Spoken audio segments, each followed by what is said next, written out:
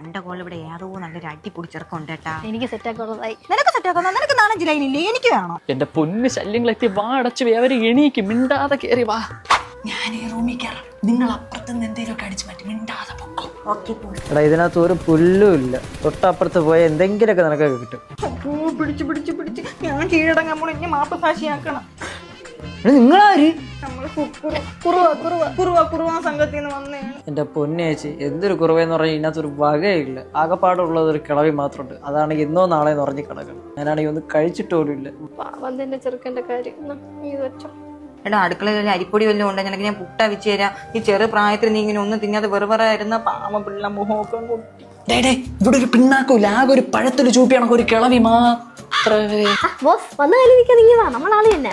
Boss ഇങ്ങനെ കുറ്റി അടിച്ചിരിക്കുന്ന വല്ല പൊറോട്ടയോ ഫ്രൈഡ് റൈസോ വല്ല വാങ്ങിച്ചോണ്ടാ പിള്ള ആഹാരം കണ്ട കാലം മറന്നു.